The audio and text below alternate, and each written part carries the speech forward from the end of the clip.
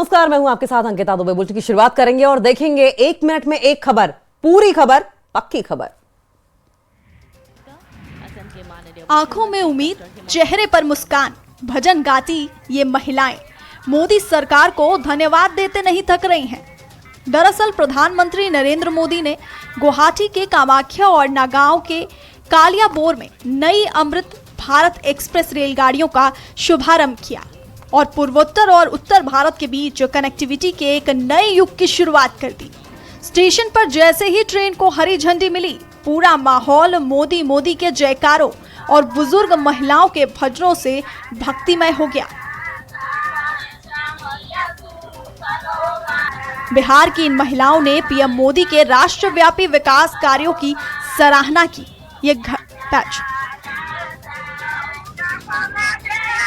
ये गाड़ियां केवल पटरियों पर नहीं बल्कि करोड़ों लोगों के सपनों और सुरक्षित सफर की उम्मीदों पर दौड़ रही हैं।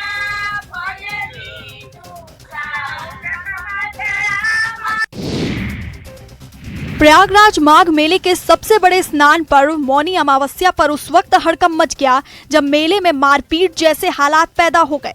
दरअसल संगम नोज पर उमड़ी करोड़ों की भीड़ के बीच ज्योतिष पीठ के शंकराचार्य स्वामी अविमुक्तेश्वरानंद सरस्वती जब अपनी पालकी पर सवार होकर संगम स्नान के लिए जा रहे थे, तब प्रशासन ने उनके काफिले को भीड़ का हवाला देकर रोक दिया और उनसे पैदल स्नान करने जाने की अपील की। लेकिन समर्थकों की जिद और पुलिस की सख्ती के चलते देखते ही देखते माहौल तनावपूर्ण हो गया और धक्का मुक्की शुरू हो गई।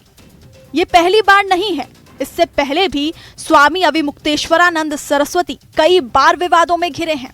प्रशासन ने मना किया, हम लोग रुक गए। रुक करके बातचीत हुई। हमने कहा कि आप जो सहयोग चाहिए हम करने को तैयार हैं। आप कहिए तो हमारे जो 100-125 लोग हैं, हम साथ में नहाते रहे हैं, हम उनको एक लाइन बना देते हैं। आपका एक आदमी आगे चले, उसके पीछे एक के पीछे एक, हम जाने को तैयार हैं। मां चिंतपूर्णी के दरबार में शीश नवाते, हाथों में रक्षा सूत्र बंधवाते और हवन करते सांसद अनुराग ठाकुर ने न केवल सुख समृद्धि की कामना की बल्कि मंदिर के विकास को लेकर व्यवस्थाओं का जायजा लिया। श्रद्धालुओं की सुविधाओं का जायजा लेते हुए उन्होंने दो टूक कहा कि केंद्र ने विकास का खजाना तो खोल दिया है, लेकिन प्रदेश में उस बजट के खर्च होने का इंतजार अब लंबा होता जा रहा है। काशी विश्वनाथ और वैष्णो देवी की तर्ज पर देवभूमि के मंदिरों को संवारने का आह्वान करते हुए उन्होंने प्रशासन को भविष्य की चुनौतियों के लिए तैयार रहने की बड़ी नसीहत दी है। उनका ये दौरा केवल धार्मिक हाजिरी नहीं बल्कि हिमाचल के प्रमुख शक्तिपीठों को आधुनिक और भव्य बनाने की दिशा में केंद्र की प्रतिबद्धता और राज्य सरकार के लिए सीधा रिमाइंडर बनकर सामने आया।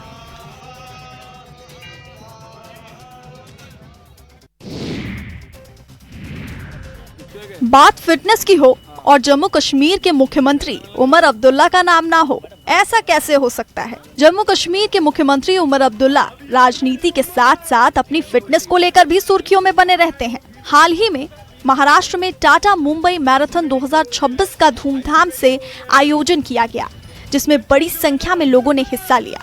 इस खास मौके पर जम्मू कश्मीर के मुख्यमंत्री उमर अब्दुल्ला भी मैराथन में दौड़ते नजर आए और युवाओं को फिटनेस का संदेश दिया। उनका मानना है कि युवाओं को स्वास्थ्य को प्राथमिकता देनी चाहिए और स्मार्टफोन पर ज्यादा समय बिताने से बचना चाहिए। उन्होंने कहा कि हमें खेलों में हिस्सा लेना चाहिए और रोजाना व्यायाम करना चाहिए। सेहत पे तवज्जो दें, कुछ भी करें लेकिन स्क्रीन के पीछे बैठे ना रहें, लेकिन थोड़ा सा वक्त अपने लिए उनको निकालना चाहिए। डोडा में जून 2025 से जारी पीएचई दिहाड़ी मजदूरों का ये आंदोलन अब प्रशासन की फाइलों और खोखले आश्वासनों के खिलाफ बड़ी जंग बन चुका है। अपनी जवानी इस सिस्टम के नाम करने वाले ये मजदूर आज एक ठोस नियमितीकरण नीति के लिए सड़कों पर धूल फाक रहे हैं, जहां बार बार बनी कमेटियां और सरकारी वादे केवल तारीखों के मकर जाल में उलझ कर रह गए हैं। दशकों से मामूली वेतन पर काम कर रहे इन कर्मचारियों का गुस्सा अब 7वें आसमान पर है। कर्मचारियों ने दो टूक कह दिया है कि बिना ठोस नीति और बकाया वेतन के अब ये मोर्चा पीछे नहीं हटने वाला।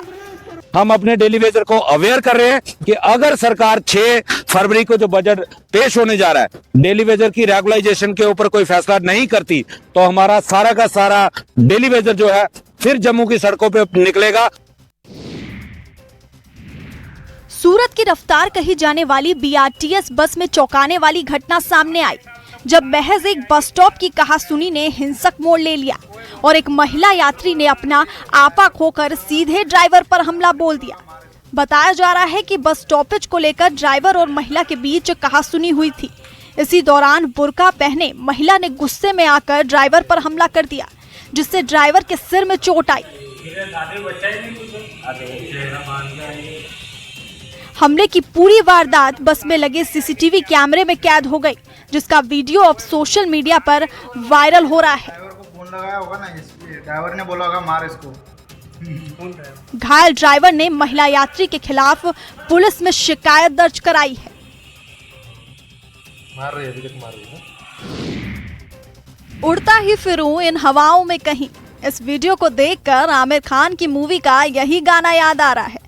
ऑस्ट्रिया के फ्रिस्की खिलाड़ी मैटिच का ये हैरत अंगेज प्रदर्शन जिसे देखकर आप भी दंग रह जाएंगे।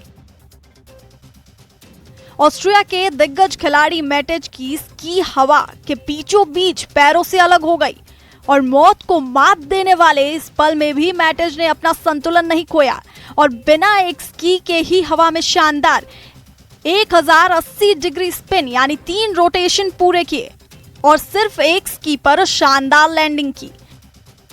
साइंस को चुनौती देते हुए उन्होंने जिस सटीकता के साथ लैंडिंग की उससे न केवल उन्हें इस प्रतियोगिता का सबसे बड़ा सितारा बना दिया बल्कि खेल जगत को चमत्कार का नया नाम भी दे दिया।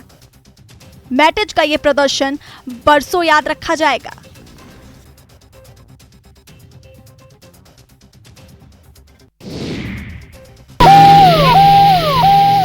श्रीनगर के विश्व प्रसिद्ध डल झील के 4 चिनारी इलाके में उस वक्त हड़कंप मच गया जब एक पुराने हाउस बोट और घास ने भीषण आग पकड़ ली।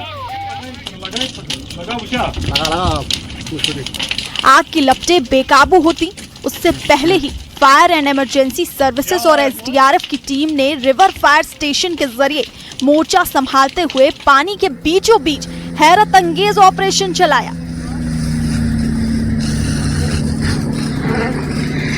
समय रहते आग पर काबू पाकर आसपास के हाउस बोट्स और इमारतों को जलने से बचा लिया गया जिससे बड़ी तबाही टल गई। राहत की बात यह रही कि इस आगजनी में कोई जानी नुकसान नहीं हुआ लेकिन धुएं के गुबार ने कुछ देर के लिए पूरे झील को अपनी आगोश में ले लिया था।